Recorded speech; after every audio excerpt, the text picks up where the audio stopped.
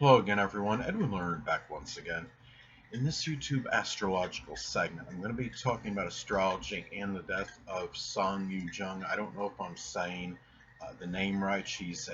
Was a woman from South Korea. She was a model, an actress, a spokesperson for Baskin Robbins. She was a model for Estee Lauder.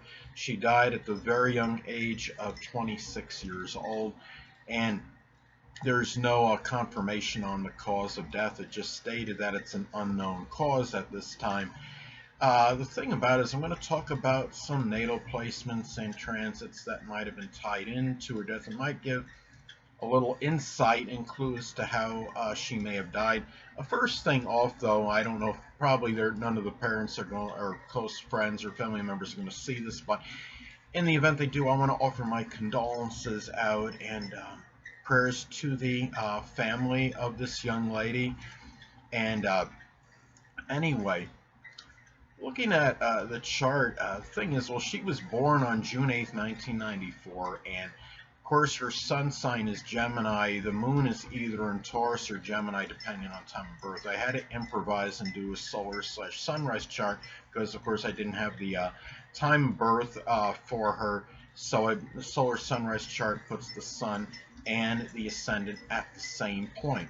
Now, looking at the chart, now the solar sunrise chart puts the moon in Gemini at 0 degrees.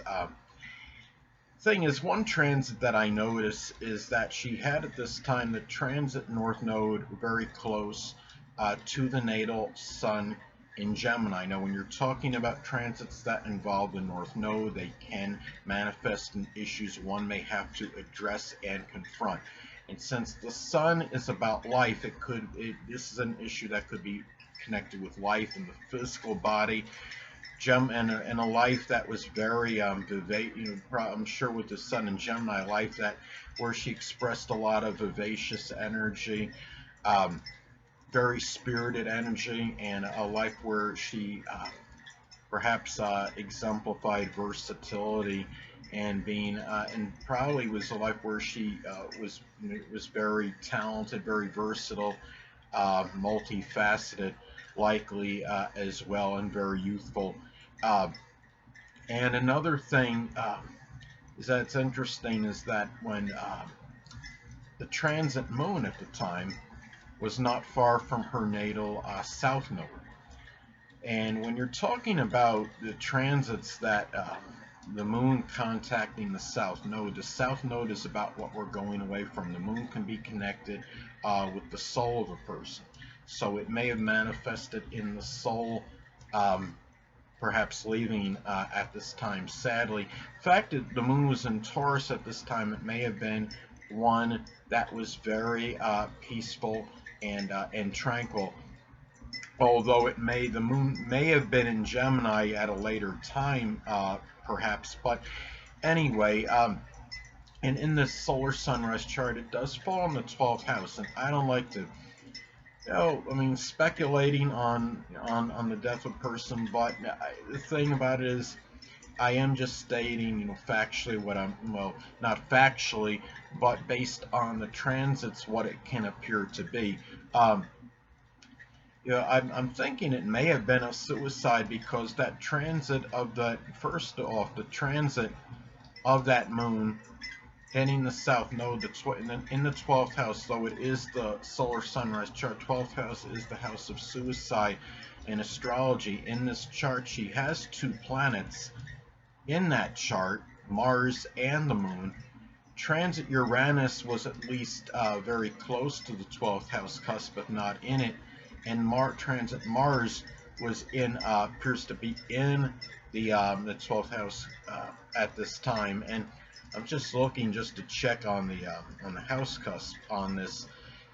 The thing is, transit Mars, yes, transit Mars would be at least very close to that 12th house cusp at this time, and at the time of the passing. And transit Uranus was also very close to the 12th house cusp as well at this time. And this is something, looking at this chart as well, I mean, that also puts her at the Mars return as well. And I mean, Mars can be about gunfire. Um, it's not, there's something else too that I did notice as far as a transit that might be tied into this and give some clue as how she may have passed away. What I noticed too is that transit Venus was close to her natal Neptune at this time. Now, in Capricorn. Now, keep in mind, Venus can be about our sentiments and feelings, and the fact it's in Capricorn. It could be in hitting Neptune. It could be about feeling somewhat despondent or melancholy, maybe leading to isolation, which is Neptune, and it could be suicide as well because Neptune is associated with suicide. Transit Pluto was not far from her natal Neptune at the time of her passing, and Pluto, of course, is about death. Neptune, again, can be connected with suicide. Another thing, too, is just having, in the solar sunrise chart, having Capricorn on the cusp of the 8th house can indicate that the conditions might have been somewhat depressive at the time of one's passing. Leo on the 4th house cusp in the solar sunrise chart can indicate in some cases the end of life, which could be very dramatic. Could be one that gains some kind of notoriety or attention. And one thing is the ruler of that 8th house in the solar sunrise chart falls in the 10th house, so it's not surprising that this was a death that gained some notoriety and attention.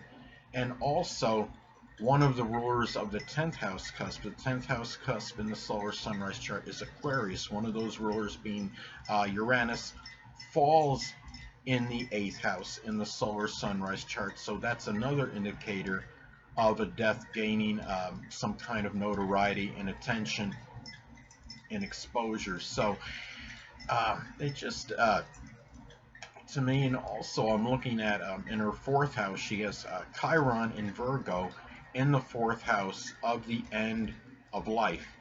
So this is something where there might have been some suffering at this time, at that end, that latter part of life. It's also the 4th house is, the fact that it's Chiron in Virgo, that could be some wounds, but near where, as far as being in Virgo, it could be, somewhere by the spleen or pancreas. There might have been some issues she might have been going through at this time, as far as maybe some problems with those areas, those parts of the body. And another thing that I'm looking at as well is that really just the fact that looking at this, it's just terrible, terrible. I mean, it's really really something that can cause one to feel really despondent, because it's somebody that passed away at a very very young age, and having the cause of death unknown. Maybe it will be revealed at some point in time, but to me it looks like it can be, it may be tied in with maybe with suicide. I'm leaning toward that. I don't know that factually, but there are some indicators in this chart as far as that goes. Also, one of the ruler of the 12th house cusp, which is Taurus, is on the cusp of the 12th house, the ruler being Venus in the 2nd house in this chart, could indicate that there could be some loss of self-worth or self-esteem, because the 12th house is the house that's connected with restrictions, limitations. 2nd house is the house connected with self-esteem and self-worth. Another thing that I'm seeing too is that at this time of her looking at the natal chart, I could see something that indicates to me how she was able to astrologically, how she was able, why she was maybe doing what she was doing as far as her work. I mean, it's stated She was a spokesperson for Baskin Robbins. She does have Mercury in Cancer, and that could be communication involving food. And the fact that in the first house, it's an indicator that's standing out a little bit more, being in an angular house, and um, the first house of appearance. And the fact that she did, I believe, was modeling and being and she was acting as well, and she has Venus, planet that could be connected with arts, in the second house of making money, of generating income. And the thing is, looking at this as well, Mercury in Cancer, some people may not know this, is that sometimes people that have that placement can wind up becoming somewhat despondent about their own life and dejected about worldly problems. It just makes me, it just really, something like this again is just really, supremely sad, to say the absolute least. And it's just something where it's terrible when you hear about people passing away before their time. Today, as some of you may know, is Kobe Bryant's first year anniversary of his death when he died. He died a year ago, as many of you may know. It was in a tragic helicopter crash. So, just looking to see if there's anything else of any significance in the chart, natally or by transits, that might have been a contributing factor in her passing. I'm not really saying anything. Another thing, though, is that the transit Pluto was not far from her natal Uranus at the time of her passing. So, and Uranus is in the 8th house in the natal chart, and it's one of the rulers of the 10th house. So that's another indicator that the passing was going to gain some notoriety and recognition, sadly, but one that was very unexpected. Of course, being Uranus is the planet of things that are unexpected, that happen, unpredictability. Some of you may have remembered similarly. I remember that somebody, it was that I forgot her name, but it was an actress on Glee that had, passed away at a relatively young age, and she had, I forgot what it was exactly. I think she may have had the transit. She may have had transit Pluto hitting her natal Neptune. I don't know if that's what it was at the time, but she had some transit, or I don't know if it was maybe a natal. She might have had the natal placement of Neptune in the 8th, which could be a death by drowning. And another thing is, looking at this, this woman's chart, and I apologize saying the name again, Song Yoo-Jung, and I don't know if I'm pronouncing her name right. I apologize if I'm not pronouncing it correctly. But another thing that I'm saying too at this time of the passing is that transit Neptune was not far from her natal Saturn in Pisces. Now, I understand it's not conjunct by transit as far as the orbs that are used, but even if you're talking 7 degrees, I don't think we could definitively say that a transit planet doesn't give a natal placement any vibration if it's 7 or 8 degrees away. But the fact is, that could be a transit that could indicate something, feeling, alone and desolate. Pisces is the sign of suicide. We're talking about Neptune being involved, which is, the planet that is associated with that. So, but again, something that is very untimely. This person did have, Song Yoo-Jung has, in the solar sunrise chart, has Neptune in that 8th house of death. And Neptune again is connected, not to be redundant with this, but is associated with suicide. And it just again, it's just a terrible, obviously a terrible passing, to say the absolute least. So, but anyway, people,